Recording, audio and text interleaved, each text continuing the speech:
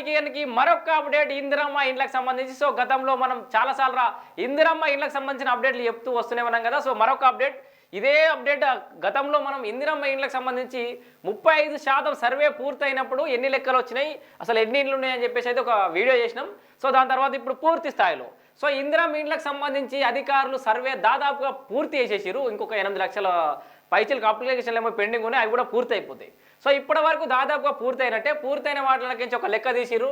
So 18.32 లక్షల మంది, 18,32,000 మందికి తక్షణమే ఇండ్లు ఇవ్వాల్సిన పరిస్థితి. సో తెలంగాణలో ఉన్న ప్రస్తుత పరిస్థితి ఏంటంటే 18,32,000 మందికి ఇల్లు కట్టియాలి కాంగ్రెస్ సర్కార్. సో వీళ్ళు ఇస్తా అనేది ఫస్ట్ 4,500 ఇల్లు సంథింగ్ ఎంతో ఇస్తున్నారు అంతే. సో 45,000 నియోజకవర్గానికి 3,500 ఇండ్లు మాత్రమే.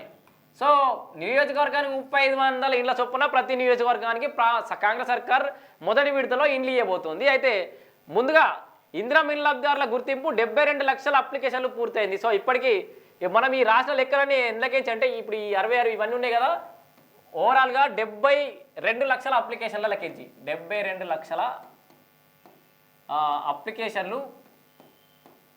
అప్లికేషన్ల వెరిఫికేషన్ అనేది పూర్తయింది.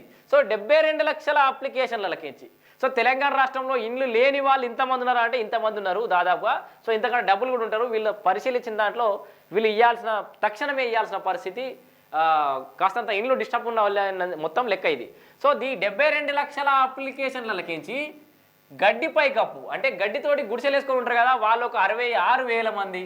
సో ఈ లెక్కలు ఒకసారి ఫటాఫట్ చెప్పిన తర్వాత అసలు కాంగ్రెస్ సర్కార్ ఏం చేయబోతుందని ఒకసారి చూద్దాం. సో ఈ 18 లక్షల ఇల్లు ఇప్పటికీ ఉన్న ఫలంగా ఇవ్వగలుగుతుందా అంటే ఇవ్వలేదు. సో అది క్లియర్ కట్ ఇండికేషన్. ప్రభుత్వం ఇవ్వలేదు, ఇంకే ప్రభుత్వం కూడా ఇవ్వలేదు. సో ఇన్ని లక్షలు ఒక్కరేసారి ఇవ్వలేరు. కానీ ఎన్ని ఫేజ్లలో అయినా కూడా వీళ్ళ ఇందిరమ్మ రాజ్యం అని ఏదైతే చెప్తున్నారో ఈ 4 ఏళ్ళ ఆల్రెడీ 1 ఇయర్ కాలం పుణ్యకాలం కాస్త గడిచిపోయింది. ఇంకా 4 ఏళ్ళ కాంగ్రెస్ తోటి ఇవ్వడం అవుతుందా కాదా అనేది మనం ఎదురు చూడాలి. మరి ప్రతి అంశానికి కూడా మళ్ళీ అప్లికేషన్లు అడగడం, ఆర్థిక పరిస్థితి బాగాలేదనడం, దాటి వేసే ధోరణి, పాక్షికంగా జరిగిందని ఒక మంత్రి చెప్పడం, పూర్తి స్థాయిలో జరిగింది ఒక మంత్రి చెప్పడం, మన రుణమాఫీ విషయంలో కూడా చూసినాం. సో ఇందిరమ్మ ఇళ్ళకి సంబంధించిన విషయం కూడా ఎలా ఉండబోతోంది, ఈ 4 ఏళ్ల టర్మ్ పూర్తి అయ్యేసరికి ఇందిరమ్మ ఇల్లు పూర్తి చేస్తారా లేదా అని మనం ఎదురు చూడాలి. దీనిలోకి వెళ్ళి 72 లక్షల అప్లికేషన్లకి వెళ్ళి 66,000 మంది గుడిసెలు, టార్పలిన్ సీట్లు అంటే మనం వానకాయిదాలు కట్టుకుంటాం కదా టార్పలిన్ కవర్లు, అట్లాంటివి కట్టుకొని ఒక 95,000, సిమెంట్ రేకులై దాదాపుగా 2,69,000. సో జిఐ షీట్లు 2.43 2.43 లక్షలు, మట్టి గోడ మీద టైళ్ళు పైకప్పు ఉండి 2.59 లక్షలు, ఇటుక గోడ టార్పలిన్, ఇటుక గోడలు కట్టి మళ్ళీ టార్పలిన్ కవర్లు కట్టి కూలిపోతుంది అని గుణ పెంకులో దిక్కు మళ్ళీ టార్పలిన్ కవర్లు కట్టుకుంటారు సగంగా. సో అవొక 33,000, ఇటుక గోడతో టైల్డ్ రూఫు అదొక 2.08 లక్షలు, సిమెంట్ షీట్ పైకప్పు ప్లస్ ఇటుక గోడ ఉండి సిమెంట్ షీటు పైకప్పు వేస్తారు కదా అట్లాంటి ఒక 2.04 లక్షలు, ఇటుక గోడ ప్లస్ జిఐ షీట్లు 2.25 లక్షలు, రాయి మట్టి పైకప్పును 1.75 లక్షలు. సో సీసీ పైకప్పు అంటే స్లాబ్ ఒక 55,000 అంటే స్లాబ్లో శిథిలావస్థలు ఉండడం రకరకాల కారణాలు. సో ఇక్కడ ఎన్ని లెక్కలైతే తేలుతున్నాయి. ప్రభుత్వం అయితే సర్వే పూర్తి చేసింది. కానీ మన యుధిష్ఠిర వార్తకు ఇందిరమ్మ ఇండ్లకు సంబంధించిన వీడియో చేసిన తర్వాత కింద అనేక మంది కామెంట్లు చేసిరు, రకరకాల సమస్యలు చెప్పారు. అవన్నీ ఒక్కసారి మీకు చూపించే ప్రయత్నం చేస్తా. పాపం చాలామంది కూడా హైదరాబాద్కి బతుకు తెరువు కోసం పోయారు, వాళ్ళ పరిస్థితి ఏంది? సో హైదరాబాద్కు బతుకు తెరువు కోసం పోయిన వాళ్ళ పరిస్థితి ఏంది? అక్కడ కిరాయిలకు ఉంటారు. అండ్ కొంతమంది మహిళలు ఒంటరి మహిళలు మీన్స్ ఒంటరి మహిళ అంటే పెళ్ళయింది, భర్త ఏదైనా కారణాలతో చనిపోయాడు, ఒక మహిళ ఉంటుంది, మహిళకు ఒక 3 పిల్లలు ఉన్నారు అనుకుందాం. So A B C D. సో ఈ 3 పిల్లలు ప్లస్ ఈ మహిళ ఆల్రెడీ పేదవాళ్ళైనటువంటి ఒక తల్లిదండ్రుల మీద డిపెండ్ అయ్యి బతుకుతారు అనుకుందాం ఇన్ని రోజుల కోలే. సో వీళ్ళకి కూడా ఇందిరమ్మ ఇండ్లు ఆవశ్యకత ఎంతైనా ఉంది. సో వీళ్ళకి ఇస్తారా ఇయ్యరా అనేది ఒక క్వశ్చన్ మార్క్. ఎందుకంటే సరే వీళ్ళ తల్లిదండ్రులకు ఆల్రెడీ వీళ్ళని సాగుతున్నారు, బిడ్డను సాగుతున్నారు, వీళ్ళకి కూడా ఇందిరమ్మ ఇల్లు అవసరం ఉంది. కానీ వీళ్ళు హైయెస్ట్ ప్రియారిటీ కింద వీళ్ళ బిడ్డకి ఇల్లు ఇచ్చినా కూడా సంతోషపడతారు. ఇట్లాంటి కుటుంబాలు ఉన్నాయి. పోయి హైదరాబాద్ పోయి కిరాయిలకు ఉంటున్నారు చాలామంది, ఊర్ల నుంచి పోయి వాళ్ళకి ఎక్కడ ఇల్లు జాగా లేదు. సో తక్షణమే ఇల్లు కావాల్సింది ఎవరికి? హైదరాబాద్లో పోయి రెంట్లు కట్టి వెళ్ళని జీతాలతోటి కష్టపడి పనిచేస్తున్న వాళ్ళకి కూడా ఇల్లు కావాలి. వాళ్ళకి సొంత జాగా లేదు. ఫస్ట్ సొంత జాగా ఉన్న వాళ్ళకే ప్రియారిటీ అనబడుతుంది. మరి వీళ్ళకి సొంత జాగా ప్రభుత్వమే జాగా ఇవ్వడానికి మరి ఏదైనా యంత్రాంగాన్ని ప్రిపేర్ చేస్తున్నారా, ఏదైనా మెకానిజం రెడీ చేసిందా లేదా అంటే దాని గురించి అప్డేట్ అయితే లేదు. సో ఇట్లా రకరకాల కారణాలతోటి విడోస్ కానీ, కిరాయిలకు ఉన్నోళ్ళు కానీ, మైగ్రెంట్స్ చాలామంది, ఇంటర్నల్ మైగ్రెంట్స్ అంటే తెలంగాణ రాష్ట్రంలోనే ఒక ప్రాంతం నుంచి ఒక ప్రాంతం పోయిన వాళ్ళు కానీ చాలామంది ఉన్నారు.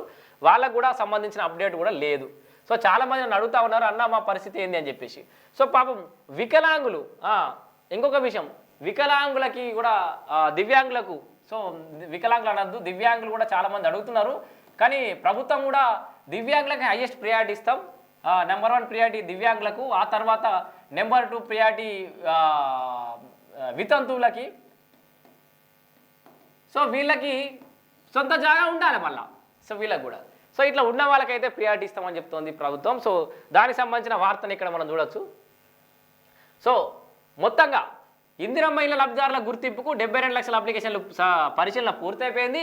పెండింగ్లో మరో 8 లక్షల దరఖాస్తులు ఉన్నాయి. సో ఇంకా 8 లక్షల దరఖాస్తులు నాకు తెలిసి విత్ ఇన్ 1-2 డేస్లో ఫినిష్ చేస్తారు కావచ్చు.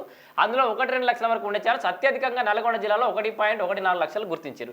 సో ఇక్కడ ఉన్న వార్త ఒకసారి ఫటాఫట్ చదువుకుందాం, తర్వాత విశ్లేషణ చేద్దాం. కాంగ్రెస్ ప్రభుత్వం ప్రతిష్టాత్మకంగా తీసుకున్న ఇందిరమ్మ ఇళ్ల లబ్ధిదారుల ఎంపిక తుది దశకు చేరుకుంది. సో ఇప్పటికే పరిశీలించిన దరఖాస్తుల్లో 18.32 లక్షల మంది అర్హులుగా ఉన్నట్టు గుర్తించారు. ఇక్కడ పెద్ద బిగ్గెస్ట్ స్టేట్మెంట్ ఇది. సో మనం ఇప్పటిదాకా చదివిందంతా కూడా అర్హులది, అంటే అర్హులుగా గుర్తించిన వాళ్ళ సంఖ్యనే ఇది. మీరు క్లియర్గా గుర్తుపెట్టుకోండి.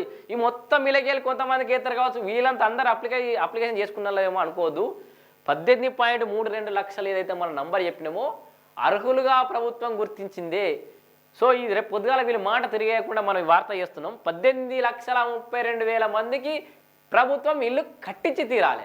సో మరి ఇంతమంది కట్టించడం ఎట్లా సాధ్యమవుతుందో చూద్దాం. సో పరిశీలించిన దరఖాస్తుల్లో 18.32 లక్షల మంది అర్హులుగా ఉన్నట్టు గుర్తించారు. మరో 8 లక్షల దరఖాస్తులను పరిశీలించాల్సి ఉంది. సో ఇందులో 1-2 లక్షల వరకు లబ్ధిదారులు ఉంటారని అధికారులు అంచనా వేయగా చివరికి ఇళ్ల లబ్ధిదారుల సంఖ్య 20 లక్షలకు చేరుకునే అవకాశం ఉంది. మొత్తం అంటే ఇప్పటి నుంచి మళ్ళీ పేదలు అయ్యేటోళ్ళు ఉంటారు, అర్హులు కొంతమంది ఏరుతూ ఉంటారు. లిస్ట్ అడిట్ అయినా కూడా ఇళ్ల లబ్ధిదారుల సంఖ్య 20 లక్షలకు చేరుకునే అవకాశం అవుతుందట. సో రాష్ట్ర ప్రభుత్వం ఇందిరమ్మ ఇళ్ల పథకాన్ని ప్రతిష్టాత్మకంగా అమలు చేయాలని భావిస్తోంది. ఇందుకోసం ప్రత్యేక సర్వే ప్రారంభించింది. ఇళ్ల కోసం 80 లక్షల దరఖాస్తులు రాగా అందులోంచి 72 లక్షల దరఖాస్తులు పరిశీలించి 18.32 లక్షల మంది అర్హులుగా గుర్తించారు. మరో 8 లక్షల దరఖాస్తులను పరిశీలించి 2-3 రోజుల్లో అర్హుల జాబితాను విడుదల చేసే అవకాశం ఉంది. సో అర్హుల జాబితా మొత్తం ఇచ్చేస్తారట. వీళ్ళు మొత్తం అర్హుల జాబితా ఇస్తారా లేదంటే లబ్ధిదారులు అయితే ఇప్పుడు ఏదైతే ఫస్ట్ ఫేజ్లో నియోజకవర్గానికి 3500 ఇండ్లు ఏదైతే ఇస్తున్నారో వాళ్ళ లిస్ట్ మాత్రమే రిలీజ్ చేస్తారా అనేది మనం ఎదురు చూడాలి. సో మీకు ఇప్పుడు ఇదంతా అవసరం లేదు. సో మీకు ఇదంతా ఒక్కసారి చెప్తా. ఇప్పుడు మనకున్న ప్రశ్నలు ఏంటంటే, సో హైదరాబాద్లో కిరాయికి ఉంటున్న వాళ్ళకి ఇస్తారా లేదా?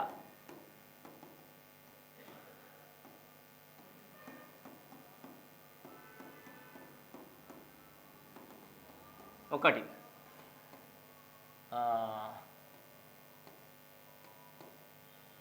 వితంతువులకు, జాగా లేని వాళ్ళకి, జాగా లేని వాళ్ళ పరిస్థితి ఏంది?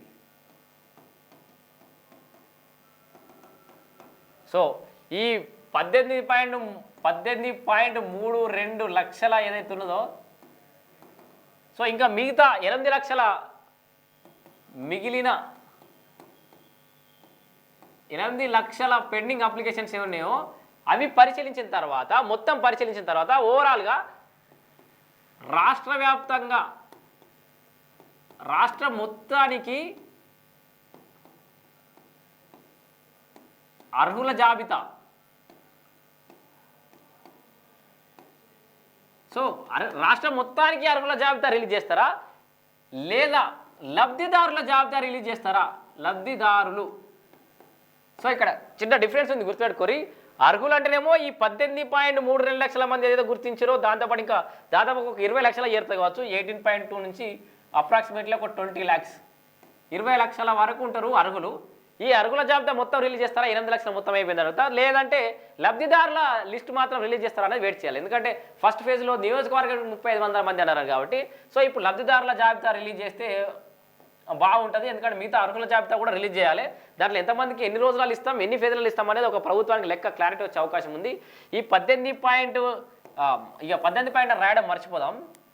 సో 20 లక్షల అర్హులకి 20 లక్షల అర్హులకు ఎన్ని దఫాలుగా ఇస్తారు. సో ఎన్ని ఫేజ్లలో 20 లక్షల ఇళ్ళు పూర్తి చేస్తారు.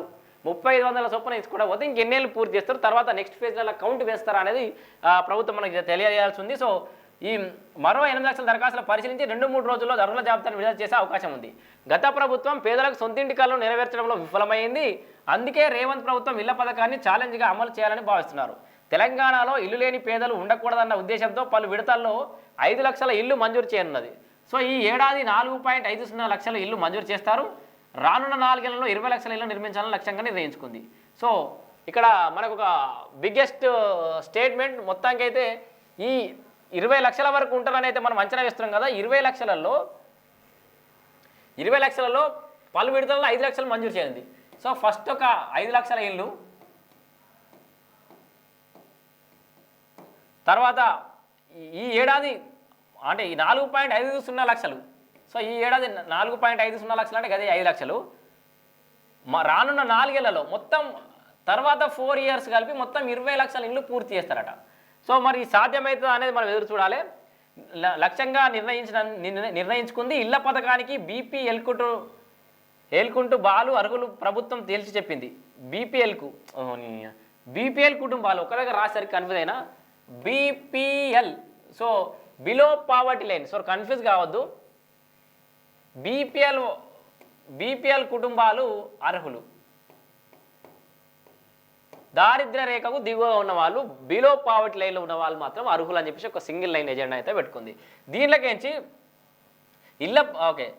ఓకే యువ వితంతులు, భూమి లేని వ్యవసాయ కూలీలు, పారిశుద్ధ్య కార్మికులు, వికలాంగులకు తొలి జాబితాలో అవకాశం కల్పిస్తారు. ఎవరెవరికి? యువ వితంతులట. సో ఇక్కడ మళ్ళీ ఇంకొక పదం వాడిని చూసిరా, యువ వితంతులు. ఇంకొక పదం, కొత్త పదాన్ని వాడిరు. యువ వితంతులు అంటే ఏంటంటే యంగ్ ఏజ్లో పెళ్ళి అయ్యి వితంతువులు కాబడ్డ వాళ్ళకి యువ వితంతువులు, ముసలి వాళ్ళకి కానట్టు యువ వితంతువులు ఫస్ట్ ప్రియారిటీ. 2 యువ వితంతుల తర్వాత ఎవరికి? భూమి లేని వ్యవసాయ కూలీలకు ఫస్ట్ భూమి లేని వాళ్ళకి. ఇక 3వ దాంట్లో పారిశుద్ధ్య కార్మికులు.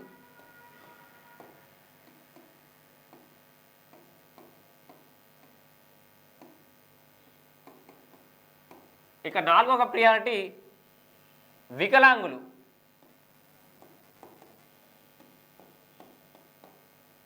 చూసారు కదా, ఇందిరమ్మ ఇళ్ళకి సంబంధించి వాళ్ళంతా బీపీఎల్లో ఉండాలి, అంటే బిలో పావర్టీ లైన్లో ఉండాలి, అండ్ యువ వితంతువులు అయి ఉండాలి, వ్యవసాయ కూలీలు అయి ఉండాలి, పారిశుద్ధ్య కార్మికులు అయి ఉండాలి, వికలాంగులు అయి ఉండాలి. వాళ్ళకి ఈ తొలి విడతలో ప్రాధాన్యత దక్కబోతుంది. ఫస్ట్ ప్రియారిటీ ఏ విడతలైనా కూడా these are the priorities.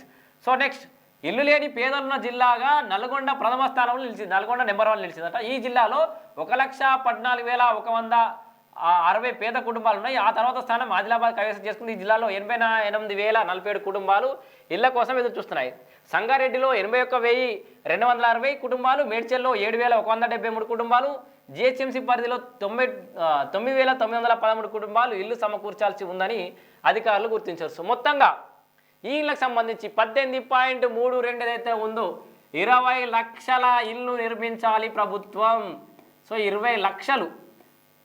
So Congress సర్కార్ లక్ష్యం 20 లక్షల ఇందిరమ్మ ఇండ్లు నిర్మించడం. మరి ఇందిరమ్మ ఇల్లు 20 లక్షల ఇల్లు నెక్స్ట్ 4 ఇయర్స్లో ఫినిష్ చేస్తుందా?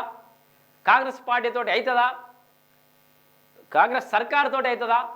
తెలంగాణలో అట్లాంటి పరిస్థితి ఉందా? ఓవైపు రేవంత్ చెప్తున్నాడు కేసీఆర్ అండ్ కో వాళ్ళ గత ప్రభుత్వం చేసినటువంటి అవినీతిని కట్టడి చేస్తే చాలు అన్ని పథకాలు అమలు చేయొచ్చు అని చెప్తున్నాడు. సో మరి దాంట్లో అవినీతిని కట్టడి చేయడంలో ఎంతవరకు సఫలమవుతారు? ఇక్కడ వీళ్ళు ఇచ్చిన హామీలను అమలు చేయడంలో ఎంతవరకు సఫలీకృతమవుతారని ఎదురు చూద్దాం. సో ఇందిరమ్మ ఇళ్ళకి సంబంధించి అయితే స్టాటిస్టిక్స్ ఇట్లా ఉన్నాయి. దీనికి సంబంధించి మీ ఏమన్నా అభిప్రాయాలు ఉంటే తెలియజేయాలి. హైయెస్ట్ ప్రియారిటీలో మొత్తం యువ వితంతువులకు, వ్యవసాయ కూలీలకు, పారిశుద్ధ కార్మికులకు, వికలాంగులకు అయితే ఫస్ట్ ప్రియారిటీ ఉండబోతోంది. అండ్ ఇంకొక అప్డేట్, రేషన్ కార్డులకు సంబంధించి కూడా ఏదో లిస్టులు వస్తున్నాయట, కనుక్కోరి మీ ఊర్లలో రేషన్ డీలర్లు కానీ లేకపోతే సెక్రటరీలు కానీ. సో చాలా అండ్ పెద్ద పెద్ద ఫ్లెక్సీలు కూడా ఏర్పాటు చేస్తారట. ఈ ఇందిరమ్మ ఇళ్ళకి సంబంధించిన లబ్ధిదారులు కానీ, రైతు భరోసాకు సంబంధించి కానీ ప్రభుత్వమే ఫ్లెక్సీలు ఏర్పాటు చేసుకొని ప్రచారం కల్పించుకుంటారట. రుణమాఫీ విషయంలో కానీ కొన్ని పథకాలు ఆల్రెడీ అమలు చేసిన పథకాలలో కాంగ్రెస్ పార్టీకి అనుకున్నంత మైలేజ్ రాలేదు, ప్రచారం జరగలేదని భావించిన కాంగ్రెస్ సర్కార్ ఇవన్నీ లబ్ధిదారుల పేరుతో కూడిన పెద్ద పెద్ద అక్షరాలతో పెద్ద పెద్ద ఫ్లెక్సీలు ఎత్తుందట. దాని మీద కూడా మీ అభిప్రాయం తెలియజేయండి. Thank you.